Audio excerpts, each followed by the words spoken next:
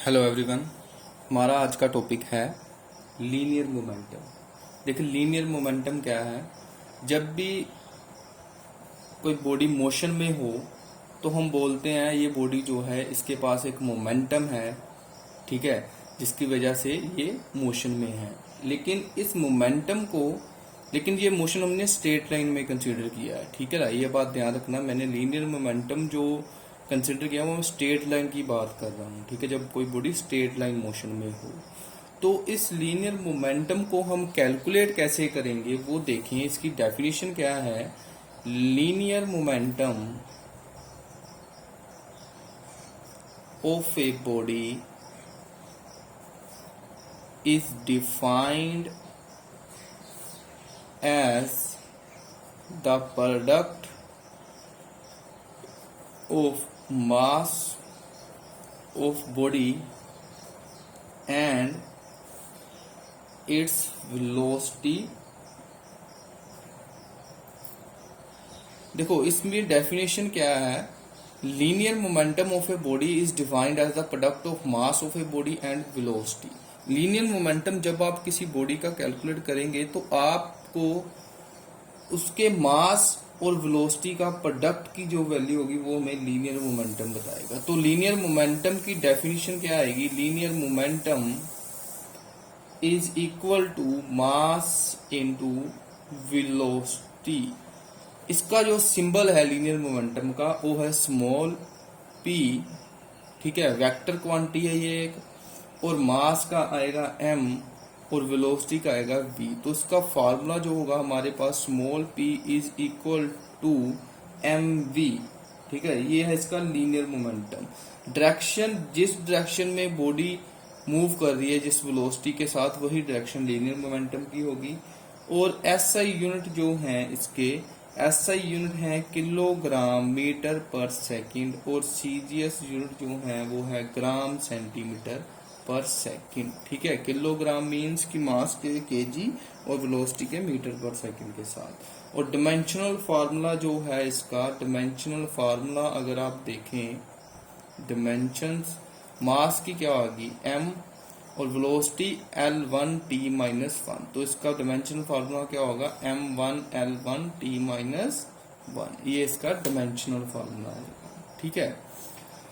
तो नेक्स्ट क्या है हमारे पास, नेक्स्ट टॉपिक है Newton first law of motion. देखो न्यूटन ने हमें 3 लॉ दिए हैं, फर्स्ट लॉ, सेकंड लॉ और थर्ड लॉ।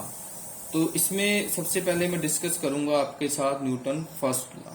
तो फर्स्ट लॉ में क्या कहता है न्यूटन, देखो, according to this law every body continues in its state of rest or uniform motion in straight line unless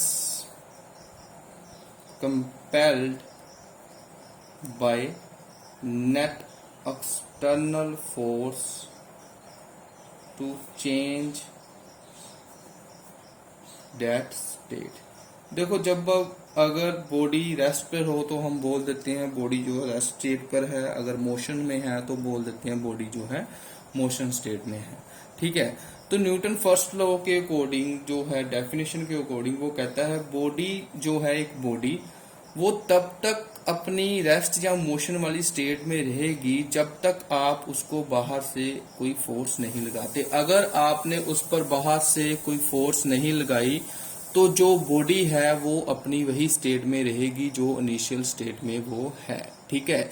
ये न्यूटन फर्स्ट लॉ के according वो कहता है कि अगर कोई बॉडी अपनी रेस्ट स्टेट पे है या फिर मोशन में है तो वो मोशन में या रेस्ट स्टेट में रहेगी जब तक आप बाहर से कुछ एक्सटर्नल फोर्स उस पर अप्लाई नहीं करते। Without application of external force body जो है वो रेस्ट में ही रहेगी, वो कॉन्टिन्यूस रेस्ट में रहेगी। अगर मोशन में है तो वो कॉन्टिन्यूस मोशन में रहेगी जब तक आप उस पर बाहर से कुछ फोर्स नहीं लगाते। ये हमें न्यूटन फर्स्ट लॉ में भी बताया है। ठीक है, तो इसकी सबसे एग्जाम्पल जो है common, a book laying on a table, on the table